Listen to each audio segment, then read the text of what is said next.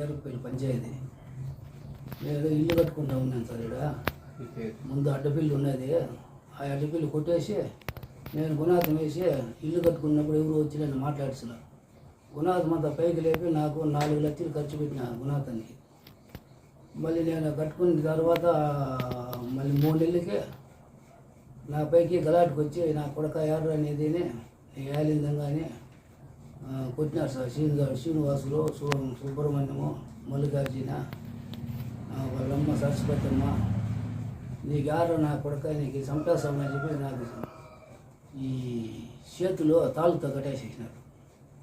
కట్టేసి గడ్డపారలతో వచ్చి తోసినారు నన్ను కిందకి. మా పెద్ద భార్య కొడుకులో శ్రీనివాసులు, సుబ్రహ్మణ్యము, మల్లికార్జున చంపేస్తామని నా గుణాతం మొత్తం తవ్వి కిందకి దొబ్బేసినారు. మొత్తం నా గొర్రెలు నా ఆవులు తరిమేసినారు గుణాతం పైన లేకుండా. వేసుకుంటే గుణాతం పైన ఆ గొర్రెలు నాన్నకన్నా ఆ జోబి మొత్తం పెరికేసి దొబ్బేసినారు. నేను వచ్చి అడ్డగిస్తే నన్ను కొట్టి మా చిన్నవారి కొడుక్కి ఆ జాగా ఏగూడదు అనేసి వాళ్ళు పెరుక్కోవాలని నలుగురికి 4 జాగాలు ఉన్నాయి. 100 అడుగులు పొడుగుంది అందరికీ, 40 అడుగులు ఎడుము. అందరికి ఇచ్చిన దౌర్జన్యం చేసి రౌడీతనం చేసి నన్ను కొడతాను. ఎవరా చిన్నవారి కొడుకులో ముగ్గురికి 3 సైట్లు ఇచ్చేసినాను. నా చిన్నవారి కొడుకు ఒక సైట్ ఇచ్చిన వానికి. నేను వానికి ఇల్లు కట్టేవాళ్ళని ఇల్లు గుణాథం వేసి కడతా ఉంటే వచ్చి గుణాథం అంతా దబ్బేసి నన్ను కొట్టి చంపేస్తావు నేను చెప్పేసి నన్ను బెదిరిస్తున్నారు. ఎవరా మూగైన సర్వేర్ వచ్చి చూసా మాకు పట్టాయని సార్ ఉంటే ఇస్తాం రా అని చెప్పినారు. వాళ్ళ పేరు తెలియదు సార్. కేసులు సారు ఇదంతా నాకు అదేం తెలుసు సార్. నాకు ఎంఆర్వా తలారి శివ రోజు వచ్చి ఎవరు భూమన్నా కానీ వాళ్ళకి డబ్బు కావాల.